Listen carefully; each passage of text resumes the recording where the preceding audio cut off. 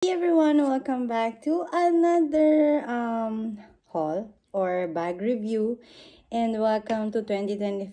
It's been a long time since I uploaded a video here. As you can see sa title, it's the Amazon dupe from the Pollen collection. So I have two of them, and gusto ko lang i-share sa inyo kasi sa past years bumibili ako ng nagsisave ako, invest ako ng malaking halaga para lang bumili ng original.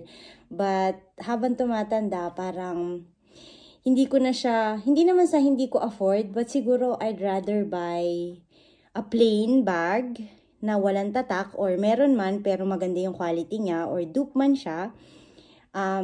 Disclaimer lang, hindi ako sumusuporta ng mga fake, but ito kasi is nagustuhan ko yung mga itsura niya.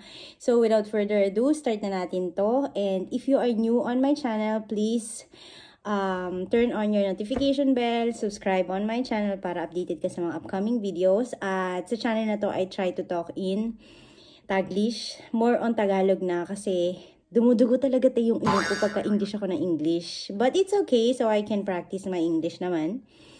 And yes, hindi ko po pinopromote yun, kaya chill lang kayo. At I hope meron din kayo maging idea na nasa nagdadala naman yan. Yun lagi ang katwiran ko. Nasa nagdadala yan ng mga items na suot mo, either man fake yan or hindi. At nasa ugali din ng tao. So, ito na tayo. This is the first bag that I'm gonna show you. Let's go!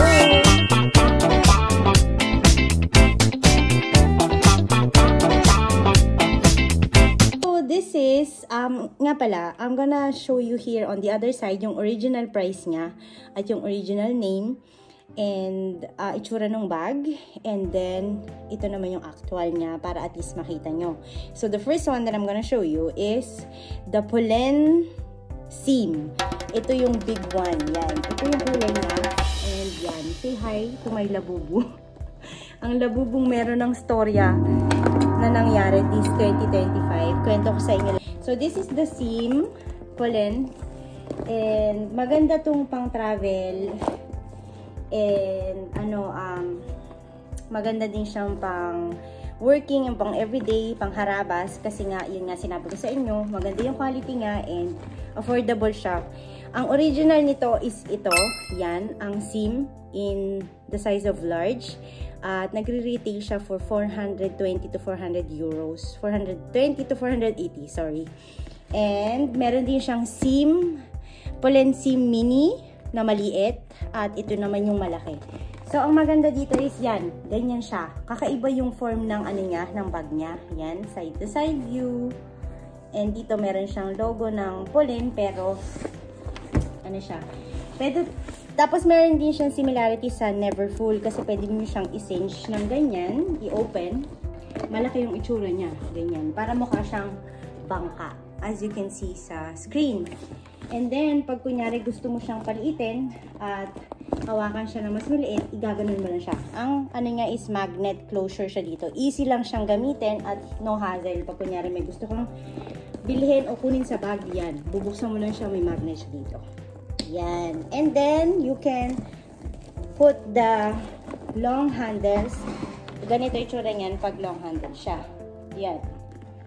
Pero pag gusto mo siya ng mas maliit, cute din siya. Para siyang business bag. Pwede mong ipasok dito yung long. Tapos, ilalabas mo yung short handle niya. Tapos, hawak mo lang ganyan or dito. So, double purpose siya. And it comes also with a little pouch na kung kilala nyo yung Neverfull, meron din siyang pouch na ganyan. Pwede kayo maglagay dyan ng toiletries or charger. Ako naman ito yung ginamit ko.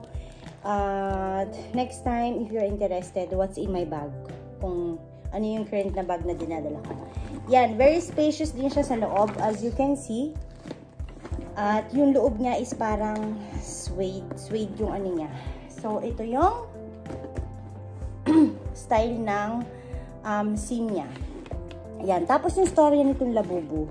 Kasi itong labubong to, bigay ito sa anak ko. Ang nangyari dito is, pumunta ako ng work, nakasabit siya sa isang bag ko. Tapos nakikita nyo ba yung clip niyan? Sobrang ano ng clip nito, hindi to basta-basta natatanggal kung hindi mo intended siyang tanggalin, ha. So, as you can see. Tapos ngayon, pagdating ko sa bahay, guys, ito na lang natira, yung ring na lang. Nawala yung mismong labubu. Ang ginawa ko ngayon, syempre medyo kinabahan ako kasi diba, ang daming ang mga kwento-kwento about dito. Kinabahan ngayon ako, pumunta ako sa work, binalikan ko. Sabi ko na inaiwan ko ba dyan yung stuffed toy ko? Tapos biglang binigay ng ganun ng katrabaho. Sabi niya, ito ba? Tapos nakita ko siya. Ang una kong chinek, ito. Kung nasira. Kasi kung nasira, maintindihan ko na nahulog. Pero hindi siya sira. Kaya nagtataka ako kung paano siyang nakaalis dito. Kasi wala namang gumagalaw sa work ko ng bag ko, nakatago yun sa ilalim ng jacket. So hindi ko alam kung nakawala siya, umalis siya, hindi ko alam. But yun yung story ko dito. Kaya sabi ko sa anak ko, pag sinabit ko ngayon to dito sa bag na to or any bag na gusto kong gamitin at nawala ulit siya or nahulog at nakita ko, hindi ko na siya ikakabit ulit. Iiwanan ko na siya sa bahay, something, hindi ko na siya gagamitin. Kaya yun yung story ng labubu. So next tayo sa ating next bag. Which is, andito pa. Hindi ko pa siya nabubuksan. Ito po ay Amazon. At, ginamit ko lang yung voucher na natanggap ko from my birthday. Kaya, ito siya nakuha.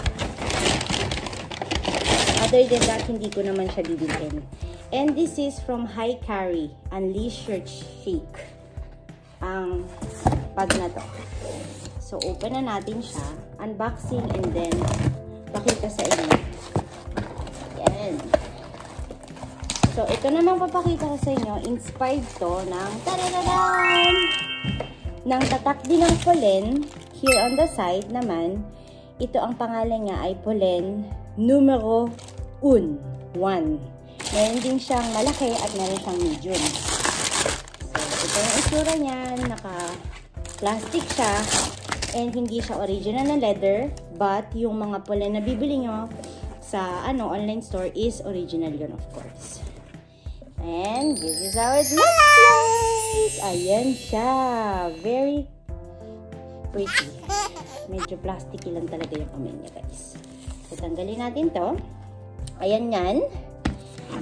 Tapos, ang nagustuhan ko dito is, ito yung mini. Ayan. Tanggalin muna natin yung yung mga papers inside. Ang pinili kong kulay is black. Kasi mas bagay ang black sa lahat. Yeah. So, pinili ko yung kulay itim. And then, it comes with 2 straps. Meron siyang ganitong strap, meron din siyang chain strap. This is the dupe of the Pollen numero 1. Yan yung itsura niyan. Meron siyang 4 na paa para if ever man ibaba mo yung bag, hindi siya masisira o madudumihan. Tapos, mukha siyang backpack sa likod. As you can see, meron din siya ditong slit. And then, pag binuksan mo siya, ganyan. Magnet closure, tapos meron siyang ganitong style. Very unique. Pwede mo siyang i-unbutton, tapos pwede mo din siyang i-sara ulit ng bubuton mo ulit siyang ganon. And, mukha naman siyang maraming pwedeng ilagay. Sa loob, may pocket din siya sa loob. Aray ko. Ayan, may pocket din siya. And then, this is how it looks like pag suot mo na siya. Yung original nito, sa homepage, nagre-retail siya ng 320 to 360. Itong mini. Pwede din siyang, kabitan natin siya ng gold chain para makita niyo yung itsura. Ayan. Meron siyang gold chain pero feeling ko hindi ko siya gagamitin dito kasi mas gusto ko yung strap na itim. So this is how it looks like. Sobrang haba ng chain. Maliit pa naman ako. For your references, 5'2" lang po ako, 5'3". So sobrang nasa baba siya. As you can see, hindi ko siya pwedeng gamitin na yung gold chain yung yung itim kasi pwede mo siyang i-adjust. So I prefer to use the black one na strap.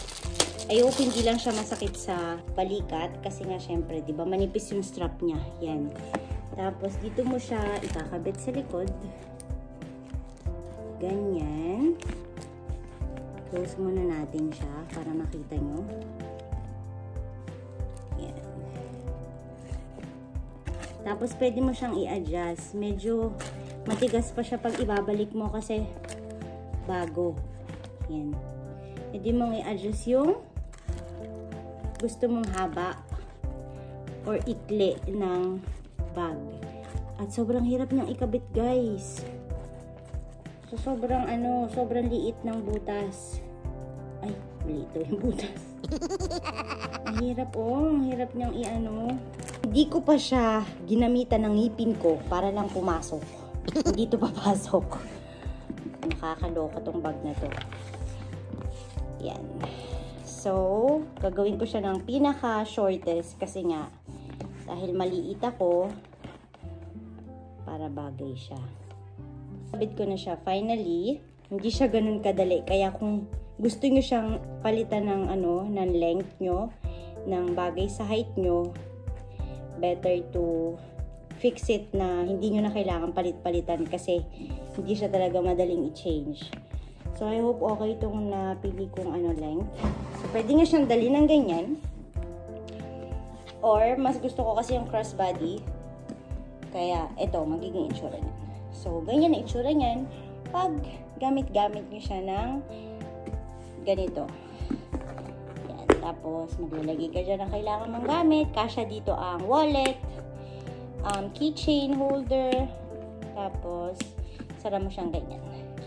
Yan, very cute at unique. Sobrang plain niya, kulay itim, walang pangalan, and I love it. I would rate this one out of 10. 10. Tapos yung SIM ko na malaking pink, ito, i-rate ko ito ng 9. Yan. So, this is how it looks like. And I hope you like this video. If yes, just give it a thumbs up. Share nyo kung worth sharing siya. Comment kayo down below kung anong mga thoughts nyo, and I'm gonna see you on my next uploaded video. God bless you always and stay safe. Bye!